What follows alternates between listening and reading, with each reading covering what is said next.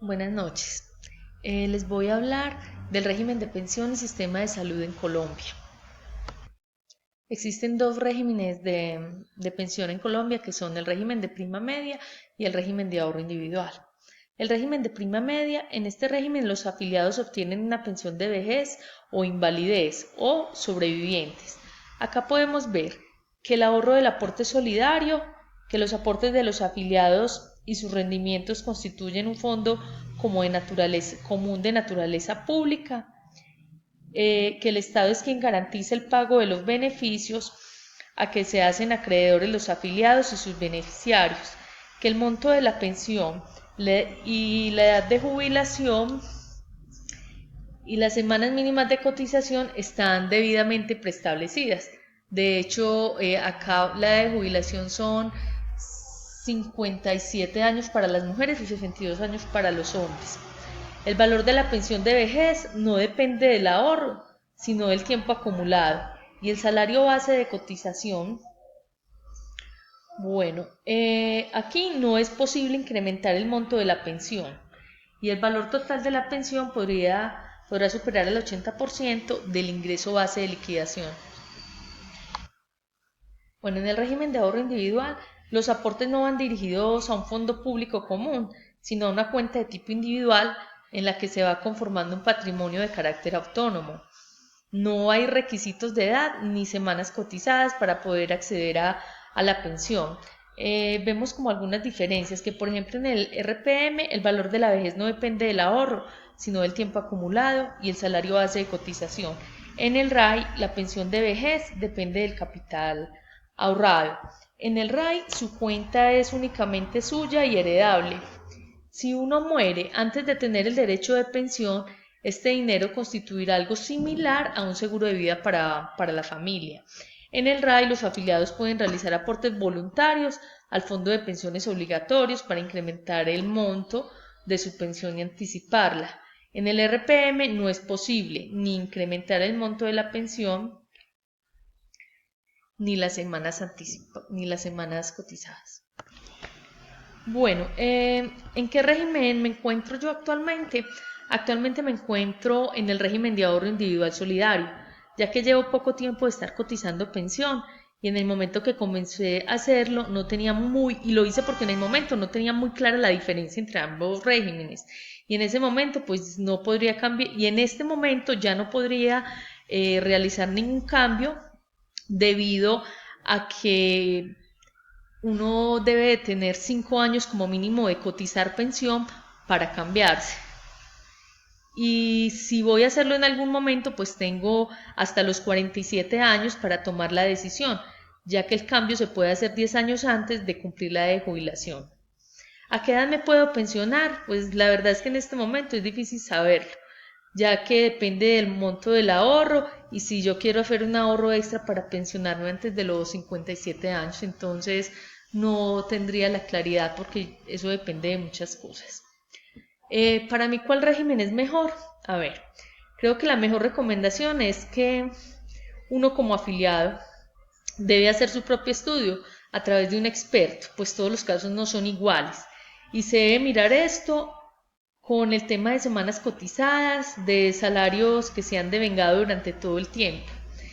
Se podría decir que las personas que ganan un salario mínimo o hasta dos deben de permanecer en colpensiones, porque estas personas requieren de subsidios para jubilarse, pero el resto de los que cotizan en otras condiciones deben analizar bien sus opciones. Por ejemplo, si una persona gana más de 5 salarios mínimos legales vigentes y empieza a cotizar tarde, o una persona que ha vivido fuera del país regresa, aunque tengan buenos ingresos, lo más probable es que cuando tenga 62 años no logre las 1.300 semanas requeridas para pensionarse con Colpensiones.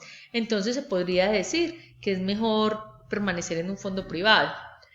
Otro ejemplo es, a ver, si una mujer tiene más de 800 semanas cotizadas y cuenta con 47 años o 52 años para los hombres, y además proyecta que su ingreso base de liquidación en los siguientes 10 años que le faltan para jubilarse será mayor a 1.6 salarios mínimos, puede estar tomando una buena decisión al trasladarse de un fondo privado a Colpensiones.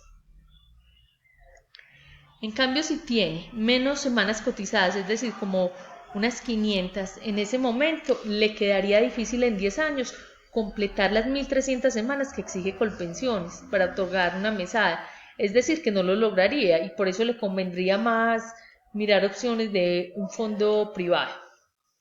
A ver, según un estudio del Ministerio de Hacienda, indicó que el año pasado 130.526 personas decidieron salir del régimen de ahorro individual que administran los fondos privados y se pasaron al régimen de prima media de Colpensiones.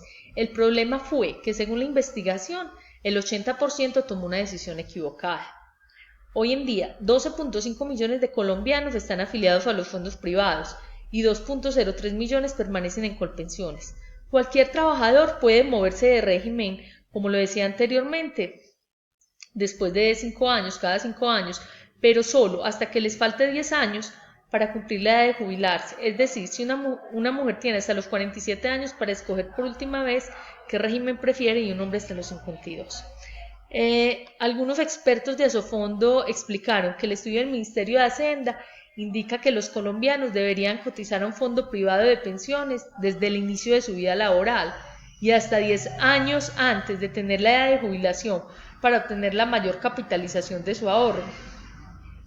En este momento deberían decidir entonces si les conviene continuar en el fondo, ya sea llámese Porvenir, con fondos o cualquiera que sea, o mirar si se quiere pasar a Colpensiones.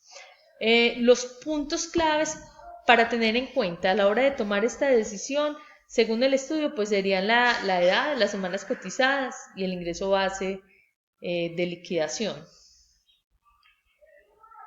Si una persona tiene sus ahorros en un fondo privado de pensiones y cuenta con un bono pensional, pero sus aportes se han venido reduciendo, posiblemente entonces no le convenga irse a Colpensiones, ya que el capital ahorrado puede proporcionarle una mesada superior a la que le reconocería el régimen.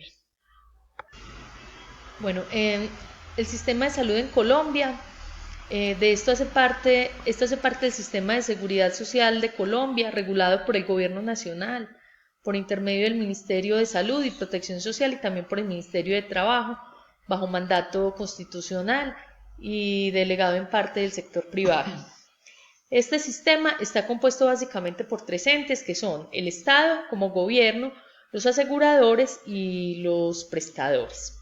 Entonces el Estado como gobierno, actúa como un ente de coordinación, de dirección y control, y sus organismos son el Ministerio de Salud y Protección Social, la Comisión de Regulación en Salud, que reemplazó el Consejo Nacional de Seguridad Social por la Ley 1122 de 2007 y la Superintendencia Nacional de Salud, que vigila y controla a todos los factores del sistema. Los aseguradores... ¿No paraste? No. Los aseguradores son entidades privadas que aseguran a la población, actúan como intermediarias y administradoras de los recursos que provee el Estado de forma de prima anual denominada Comunidad de Pago pues por Capitación, la UPC, que son las entidades promotoras de salud, en este caso las EPS, y también las administradoras de riesgos laborales, las ARL. Y por último, los prestadores, quienes son las instituciones prestadoras de salud, IPS, que son los hospitales, clínicas, laboratorios, etc. Estos prestan directamente el servicio a los usuarios y aportan todos los recursos necesarios para la recuperación de la salud y la prevención de la enfermedad. Los profesionales independientes de salud, médicos, enfermeros, etc. Y también los transportadores especializados de pacientes como las ambulancias. Bueno, el régimen subsidiado, ese es el mecanismo mediante el cual la población más pobre, sin capacidad de pago, tiene acceso a los servicios de salud a través de un subsidio que ofrece el Estado. Para lograr la afiliación de la población pobre y vulnerable del país al Sistema General de Seguridad Social en Salud, el Estado colombiano ha definido el régimen subsidiado en salud como su vía de acceso efectiva al ejercicio del derecho fundamental de la salud. Esto es responsabilidad de los entes territoriales, la operación pues adecuada de sus procesos en virtud de sus competencias descentralizadas frente al bienestar de la población de su jurisdicción, ya que es responsabilidad del Estado brindarles pues como el derecho a todos los ciudadanos a la salud. Ahora vamos a mirar algo pues de la medicina, la salud privada, como son el plan complementario, la póliza y la medicina prepagada. Entonces el plan complementario En Colombia es como una modalidad de contratación individual o colectiva que brinda ventajas de acceso a una red de atención diferencial con mayor cobertura y beneficios, mejorando los servicios del POS. Entonces cada vez vemos que las personas se acercan más a este tipo de planes complementarios para mejorar la calidad en salud. En este momento en Colombia hay 250.000 personas que están afiliadas a un plan complementario de salud, ya que es un servicio tan efectivo como la medicina prepagada, pero es a un costo menor. De hecho, uno acá tiene posibilidad de escoger planes. Hay planes que están entre 36.000 y el más costoso puede costar como unos 90.000 y dependiendo de pronto el tipo de plan complementario, pues tiene acceso a más servicios de salud, a más especialistas. Bueno, la medicina prepagada. En Colombia puede haber un promedio de 1.000.000 de personas que utilizan este tipo de medicina prepagada. Estos son planes mucho más costosos porque tienen un mayor número de beneficios, como por ejemplo lo son la atención personalizada, la considerable pues como el tiempo de atención que es mucho menos, es reducido. Por ejemplo, también la posibilidad de contar con mejores especialistas. Esto hace de la medicina prepagada uno de los servicios más completos, pero también de los más costosos y por lo tanto su acceso acá es más limitado. Una prepagada de acceso a las mejores clínicas, por ejemplo, así como a un amplio directorio de profesionales y de especialistas. Se puede acceder directamente a una cita con un especialista, por ejemplo, sin necesidad de pasar por medicina general, lo cual hace que el servicio sea mucho más oportuno. La medicina prepagada permite tener una habitación individual, por ejemplo, en caso de una hospitalización diferente al POS, que por ejemplo ahí vemos que son habitaciones múltiples. Este no requiere los trámites de aprobación que se hacen en la CPS, ya que, por ejemplo, una cirugía, un examen, eh, ya que esto se puede hacer mediante un asesor, es mucho más fácil todo. También podemos ver que en caso de una hospitalización cubre los medicamentos comerciales intrahospitalarios y hasta medicamentos de última generación.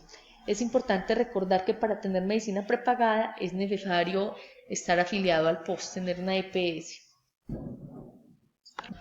Por último tenemos la póliza, que es un complemento a los servicios que presta la seguridad, en el caso pues de los beneficiarios de la misma. Garantiza la asistencia sanitaria y quirúrgica, establece en el contrato una vez que se haya transcurrido el tiempo estipulado, desde la prestación de la misma hasta el momento de la prestación del servicio. El asegurado podrá acudir a cualquier centro hospitalario o consulta médica que tenga pues dicho acuerdo con la aseguradora, sin tener que reembolsar ninguna cantidad, pues una vez pagadas las cuotas del tiempo establecido, es la aseguradora quien paga al prestador de servicios. Bueno, muchísimas gracias por su atención y quedo atenta a comentarios. Buenas noches.